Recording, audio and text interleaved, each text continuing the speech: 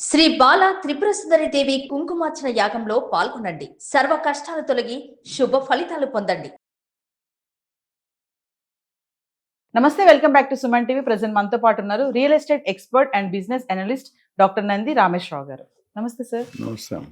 Sir, బంగారం వెండి ధరలు మరి యుద్ధం మాట్లాడదామా? ఎన్నిసార్లు బంగారం నువ్వు కొనేది లేదు, పెట్టేది లేదు, బంగారం గురించి మాట్లాడతాం. ఎందుకంటే తగ్గుతుంది సార్, ఇప్పుడు గోల్డ్ సిల్వర్ బాగా మంచి సైన్ కదా, మీ కూతురు పెళ్లి చేసుకుని బంగారం కొని పెట్టుకోవచ్చు. ఇప్పుడు ఆల్ టైమ్ రికార్డ్ వరకు వెళ్ళినటువంటి ధర యుద్ధం స్టార్ట్ అయినప్పుడు మళ్ళీ మెల్లగా తగ్గుతూ వస్తుంది.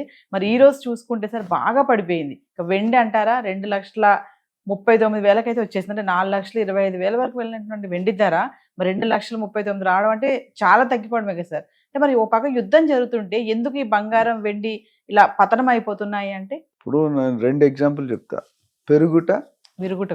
న్యూటన్స్ లా, గ్రావిటేషన్ లా ఏంటంటే, ఒక బంతిని టెన్నిస్ బాల్ కానీ బంతిని పైకి ఇస్తే వెళ్ళడానికి 10 సెకండ్స్ పడుతుంది, పడిపోవడానికి 5 సెకండ్స్ చాలు. కరెక్టా కదా? సో అదే ఫార్ములా అన్నిటికీ అప్లై అవుతుంది. ఎందుకంటే గోల్డ్ పెరిగినప్పుడు సంతోషపడతాం, తగ్గినప్పుడు బాధపడతాం, ఒకసారి రివర్స్ అవుతుంది. సో గోల్డ్ అనేది అనుకోని రీతిలో అడ్డంగా పెరిగిందని చెప్తాను నేను. 80,000 ఉన్న గోల్డ్ 1,85,000కి వెళ్ళింది. అంటే మోర్ దెన్ 120% రైజ్. ఆ రోజు మనం 6 నెలలు 8 నెలల నుండి మాట్లాడుతున్నాం. నేను పెరుగుతుంది 4 లక్షలు నీకు ఇండికేషన్ చేస్తే సిల్వర్, గోల్డ్ 2 లక్షలు అనుకున్నాను. అదో 10,000 ఎక్కువైంది, ఇదో 15,000 తక్కువైంది. బట్ మొట్టమొదటి మనం మేనేజ్ చేయం కాబట్టి రఫ్గా ఇచ్చాం. ఇప్పుడు మళ్ళీ చెప్తున్నా, gold will come down to 1 lakh base. 90,000 to 1,10,000లో వచ్చేస్తుంది. సిల్వర్ 2 lakhs, ఆల్రెడీ 2.39కి వచ్చేసింది. రానున్న రోజుల్లో డెఫినెట్గా తగ్గే అవకాశాలు ఎక్కువ కనిపిస్తున్నాయి. ఎందుకంటే ట్రంప్ గారు వాళ్ళు డాలర్ని స్ట్రెంగ్త్ పెంచుకుంటూ పోతున్నాడు. డాలర్ ఎగ్నెస్ట్ రూపీ చూసుకుంటూ 92 అది 100కి వెళ్ళిపోతుంది. 100కి వెళ్ళిందంటే మనం పతనం అవుతున్నాం అని అర్థం. 100 పెరగట్లేదు. చాలామంది మార్కెట్లో అదొకటి క్లారిటీ. 92 అంటే వీఆర్ ఎట్ లాస్, 80 అంటే we are at gain, we are strong, అది ఉంది. సో దీనికి కారణాలు అనేవి డెఫినెట్గా చాలా కారణాలు ఉన్నాయి. ఎందుకంటే మనం లాస్ట్ టైం మనం చెప్పుకున్నాం, సిల్వర్ వాడకం తగ్గించారు. 100 కేజీలు వాడాల్సిన దగ్గర 34 కేజీలే వాడుతున్నారు. చైనా వాళ్ళు మొదలుపెట్టారు సిల్వర్ కోటింగ్, కాపర్ని సిల్వర్ కోట్ చేసి తగ్గించారు. రెండోది, geo political conditions is unstables, certainty లేదు. మూడోది, మొన్న American federal bank governor resign చేశాడు. ట్రంప్కి ఆయనకి పడట్లేదు. ఆయన ఒకటి చెప్తాడు, ఈయన ఒకటి పెంచుకుంటాడు. So reserve bank of India independent body, వాళ్ళకున్న రూల్స్, వాళ్ళకున్న రెగ్యులేషన్. జాబ్స్ పోతున్నాయి, లే ఆఫ్స్ అవుతున్నాయి, యుద్ధాలు అవుతున్నాయి, చమురు వచ్చేసే కేంద్రాన్ని ధ్వంసం చేస్తున్నారు, B2 బంకర్లు చేస్తున్నారు. సో ఇవన్నీ చూసుకుంటే working against the strategy. Common normal మనిషికి ఇది చాలా ఇబ్బందికరమైన విషయం. సో 80,000 అప్పుడు గోల్డ్ ఉండేది లాస్ట్ 1 year బ్యాక్. ఆ తక్కువ ఉన్నప్పుడు చాలా మంది కొనుక్కున్నారు. 80-90 లక్షల లోపు చాలా మంది వినియోగదారులు కొనుక్కున్నారు.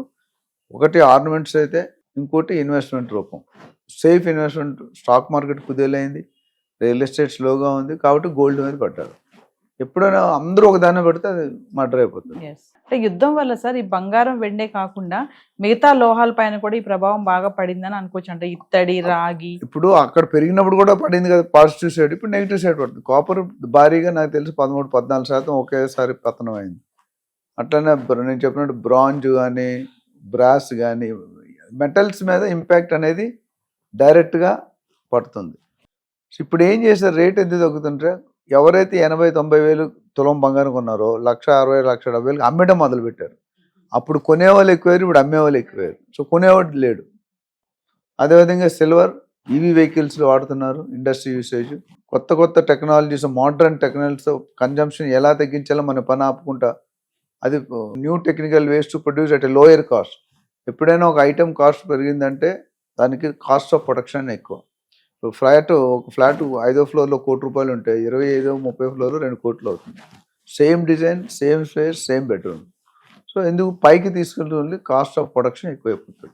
సో యుద్ధం కనుక ఆగింది అనుకోండి, ఇమీడియట్లీ మళ్ళీ రైజ్ అవుతాయి అంటారా ధరలు? ఇప్పుడు అసలు యుద్ధం మీద ఫోకస్ చేస్తే ఎవరికి క్లారిటీ లేదు. ఇరాన్ ఏముంటుందంటే, మా హక్కులు మాకు ఇవ్వండి, మా నష్టం ఆస్తులు ఏమైతే ధ్వంసం చేస్తే దాని పరిహారం ఇవ్వండి. ఇవన్నిటికంటే ముఖ్యం ఐక్యరాజ్య సమితి ముందు మీరు ఒప్పుకోండి, ఇజ్రాయెల్ అండ్ అమెరికా ఫ్యూచర్లో మరి ఎప్పుడు కూడా మా లీడర్ని చంపడం అనేది చాలా దారుణం. అసలు మీరు నెగోషియేషన్ లేకుండా మీరు ఎందుకు చేశారు? సో ఇప్పుడు మీరు రిటర్న్ కమిట్మెంట్ పబ్లిక్లో ఇచ్చి మళ్ళీ ఇప్పుడు కాదు మరి ఎప్పుడు కూడా ఇరాన్ని టార్గెట్ చెయ్యము అనేది హక్కులు అడుగుతుంది. దానికోసం ఆల్రెడీ ఇరాన్ ఇప్పుడు లేటెస్ట్ మీకు తెలిసే ఉంటుంది, ఆర్టిఫిషియల్ ఇంటెలిజెన్స్ డెవలప్ అవుతున్న తరంలో సముద్రం, ఎర్ర సముద్రం ఉంది దక్షిణ వైపు, సౌత్ వైపు కొన్ని వేల అడుగుల్లో కేబుల్స్ ఉన్నాయి. ఆ కేబుల్స్ కానీ ధ్వంసం చేస్తే మొత్తం ఎంటైర్ అమెరికా పడిపోతుంది. బికాజ్ పెద్ద పెద్ద దిగ్గజాలు గూగుల్, మైక్రోసాఫ్ట్, ఐబిఎం, ఫేస్బుక్, ఇవన్నీ యాహూ ఇవన్నీ చూసుకుంటే ఒక్కసారి గ్లోబల్ ఇంటర్నెట్ డిస్రప్షన్ అని ఒక టాపిక్ మాట్లాడు, మొత్తం కొలాప్స్ అయిపోతుంది. So Iran they are waiting for, మీరు ఏదైనా సానుకూలంగా స్పందించి మాతో యుద్ధాలు ఆపితే, లేకపోతే మేము ట్రంప్ ఏమంటాడు, మీరు ఆల్రెడీ 80% నాశనం అయిపోయారు, ఇంకేం మిగిలేదు లేదు, మిగతా 20% కూడా మేము కొలాప్స్ చేస్తామని చెప్పి B2 బంకర్లు ఏవైతే ఇరాన్ ప్రొడక్షన్ 20 to 25% ఆయిల్ అనేది ఇరాన్ నుండి ఉత్పత్తి అవుతుంది. ఆ ఆయిల్ ఇండియాకి అయితే ప్రాబ్లం లేదు, కానీ ఏ కంట్రీస్ అయితే అమెరికాకి ఇజ్రాయెల్కి సపోర్ట్ చేస్తున్నా వాళ్ళకంటే ఆల్రెడీ మీకు దుబాయ్లో అవన్నీ కూడా గోల్డ్ రేట్ పడిపోయింది 30-35%. డిస్కౌంట్స్ కూడా ఇస్తున్నారు. ఆడవాళ్ళకి అయితే 40 గ్రాములు, మగవాళ్ళకి అయితే 20 గ్రాములు లాస్ట్ టైం చేసాం. ఇవన్నీ ఎటువంటి పరిణామాలు, తీవ్రమైన పరిణామాలు ఉంటాయి. ఇది ఇప్పుడు ఆగితే మార్చి దాటి ఏప్రిల్కి వెళ్ళిందంటే lot of things are going to come in. Jobs పోతాయి, కంపెనీలు లే ఆఫ్ అయిపోతాయి. అసలు ఇంటర్నెట్ లేకపోతే మీరు ఏం చేస్తారు? మీరు భార్యకి భర్త, భర్తకి భార్య లేకపోయినా వస్తున్నారు, వాట్సాప్ లేకపోతే బతకట్లేదు. ఫస్ట్ వెహికల్ ఉండేది, వెహికల్ లేకపోతే ఫిజికల్లీ హ్యాండిక్యాప్, తిండి లేకపోయిన వల్ల వెహికల్ ఉండేది. ఇప్పుడు భార్య లేకపోయిన వల్ల వాట్సాప్ మాత్రం ఉంటుంది. ఒకసారి సోషల్ మీడియా ఇంపాక్ట్ ఏంటంటే అల్లకొల్లలో అయిపోతుంది. ఎక్కడ పనులు అక్కడ ఆగిపోతాయి, ఎక్కడ వేసిన గొంగలు అక్కడే ఉంటుంది. ఇది ఓవరాల్గా చూసుకుంటే మాత్రం డెఫినెట్గా ఇంపాక్ట్ అనేది గోల్డ్ సెల్లోనే పడుతుంది. డెఫినెట్గా చాలా మంది అడిగారు, సార్ ఇప్పుడు కొనుక్కోవచ్చా?